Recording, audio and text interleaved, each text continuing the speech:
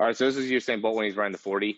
And I think this is a good example of somebody that's obviously able to maximize their start just because of the ability to really get the right amount of extension within their legs, right? Being able to really push off, get that full extension. And then from there, the big thing that ends up being most important when it comes to start is being able to go from a position where, your head is down and your chin is nice and tucked to then being able to, get that head all the way up and through. You want to continue to have your chin tucked, but being able to get your full hip extension and then being able to bring your head all the way up and through. So you got to be able to get your hips to go back and be able to push off and come all the way forward while also getting your head positioned for being fairly low, fairly tucked, and then also getting that all the way up and through. So that needs to be that first initial movement. And it's a tough movement to be able to do. I've done some videos here in the past couple of days of myself just kind of working on my own individual sprint. And I'll show you, what some of those look like here.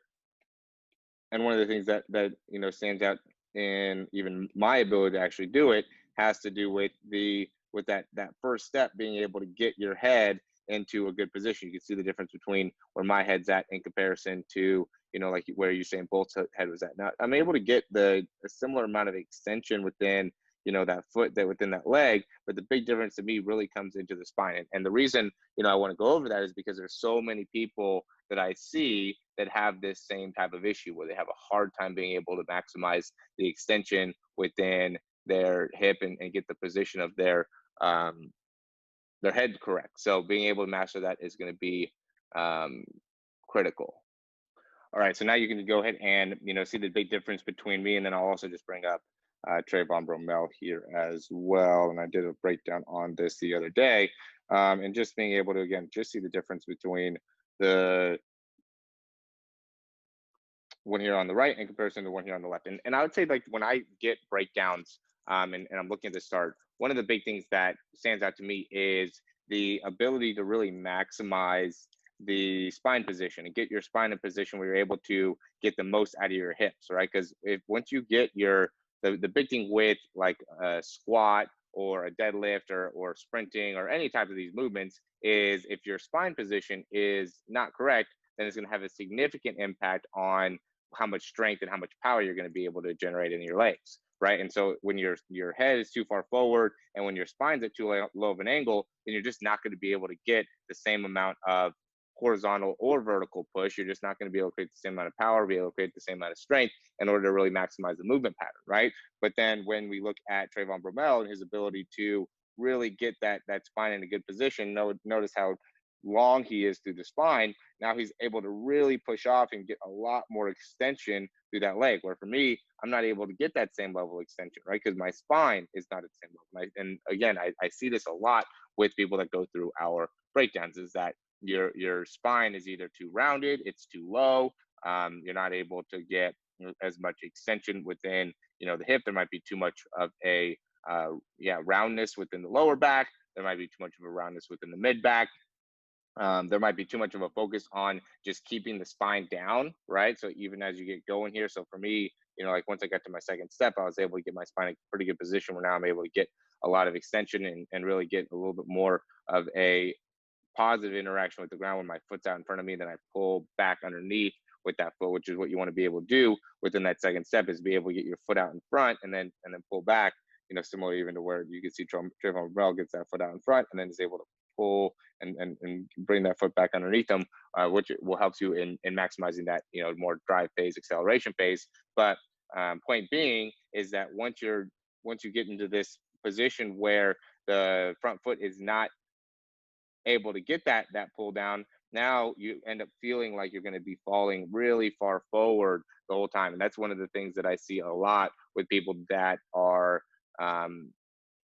trying to make these changes within their running, is they start to almost feel like they're falling forward. They start to lose their overall control of the body. But one of the reasons that's happened is because of the position of the spine. If you can get your spine more upright, more controlled, more underneath you, then it makes it so now there's not as much of an issue when it comes to being able to maximize the force that you want to be generating out of the hips and out of the lower body. So that ends up being a big part of being able to run as fast as you can, is how well are you able to get your spine into a nice upright position, and how much overall hip extension are you able to get when you are sprinting. All right, right.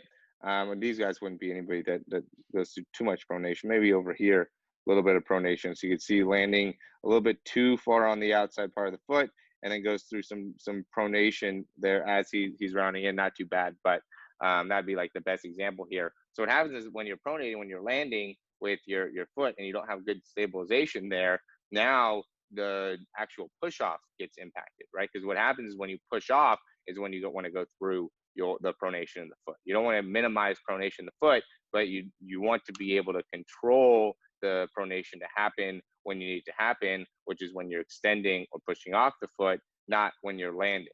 All right, that's a critical thing to be able to understand. When do you want to be able to generate the pronation in the foot? And that's going to be mostly when you're pushing off. You're not going to want to go through very much pronation when you're actually landing. All right. So now as you're going, you're going to be able to slowly get more height within the spine, slowly get more height within the spine. It's something that as time goes, you're going to be able to get a little bit higher up, a little bit higher up, a little bit higher up. So you don't want to end up going from a position where you're very low to then popping straight up, right? As you're going through all these guys in, again, this is at a very, very high level. If Christian Coleman's in it, then we already know these are going to be some top guys. But you don't want to be in a position where you're popping yourself straight up too early on. You want to be in a position where you're maintaining for, at least 10 to 12 steps when you first get started, when you first accelerate out, you push off, you extend, and then you're building first 10 to 12 steps. And then once you get going, right, now you're going to slowly start to build up your spine. Even, within those 10 to 12 steps, you're going to be slowly extending your spine. But once you get into like, those maybe 6 to 12 is when you're going to have the most consistent kind of growth in the spine angle, where you get closer and closer to, your top end speed. And it could be 15. It depends on how tall you are. But then once you get into the position where now you're at your top speed, your spine angle is at the tallest. Now you're just trying to maximize your overall efficiency with each one of the steps.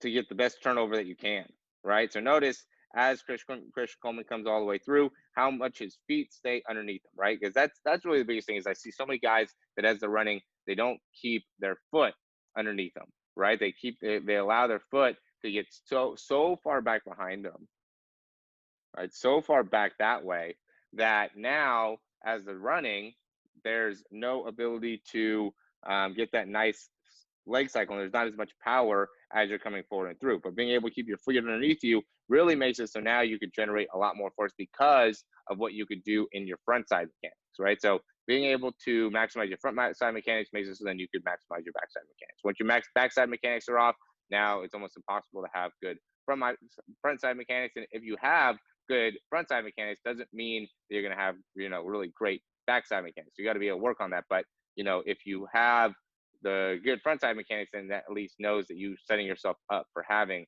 great backside mechanics, right? Front side is obviously when your feet are out in front of you. Backside is when your feet are behind you, okay? So we can see here, Christian Coleman does a great job with getting that leg straight and being able to land pretty much in, almost full extension within his legs. He's a little bit flexed, but, does a great job being able to maintain a very upright position during that landing. So now that means he's generating force before his foot touches the ground. Critical that you're generating force before your foot hits the ground. If you end up going and touching the ground and, you're just pushing straight down in the ground instead of pushing back into the ground, that really makes a negative impact on your ability to, run fast. So that's critical here. And one of the things that I read this in an article recently, and it had a really big impact on my overall, I guess, thought process in, understanding what is going to be an important part of understanding top end speed and what our overall capabilities are, is what can we do from a plyometric standpoint to be able to build our speed, right? And one of the things that is important to understand is the body has the capability of running 40 miles an hour. 40 miles an hour is what our body is capable of being able to achieve, right? And in order to then the reason they know that is because by doing single leg jumps and plyometric type exercises on one leg, you end up putting that much amount of force into the ground. And so people are able to do that sustainably, right? So when we're running, we're actually, obviously Christian Coleman, Usain Bolt, these guys are creating massive amounts of force into each one of their steps, but it's the same amount of force that you're generating when you're doing single leg broad jumps, right? Or even less than what you're generating in your legs when you're doing single leg broad jumps. So the speeds that they're achieving is possible, but we have to just be able to build our bodies to be able to do it when we're actually running. And that's where there's a lot of difficulty. And that's where, from my perspective, there's some degree of, I don't know the right word to be able to describe it, but I guess conflict would be a way to put it, because when I talk to different sprinters, and one of the things that they'll tell me is that, oh yeah, I'm able to maintain my 100% for, this many steps, or for this long, or for, this many for 150 meters, right? Let's just say I can maintain 100% at 150 meters. Well, that's impossible, right? You can't maintain that, because that just means you're not running 100%. When we talk about, Usain Bolt, the fastest he ever ran 27.8, I want to say, miles per hour, or something like that, 28.7, something like that. The fastest that he was able to run, he only did that for 10 meters. Okay, so what that means is that we shouldn't be able to hold our 100% for super long period of time. That just means you're not pushing yourself when you're sprinting as hard as you can, right? Or you haven't built yourself up to be able to push it harder. So if you get to a point where you feel like you're running at 100%, and you're giving it your all, you got to be doing more plyometric exercise. You need to be doing more strengthening exercise. You need to be doing more power exercises. So that just means that you have the reserves from a cardiovascular standpoint, but you don't have the right amount of power and strength within your body to be able to really push yourself to its maximum speed levels, right? And so this is something that I'm always trying to do for myself personally, is trying to get myself to run faster and be able to hold that for a longer period of time. I've done the math, and essentially what, somebody that at 6 foot, what I need to be able to do is I need to be able to sustain about an average of 22 miles an hour over the course of 40 steps.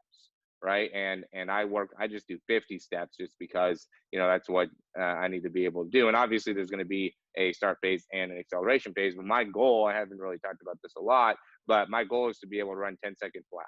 Right. And being able to understand exactly what goes into that. I don't have a track background. I don't have any of that type of thing. But being able to build myself up to the point where, I'm able to do that. And even if I end up running 10-2 or something like that, that'll still be a big accomplishment, given I have no track background.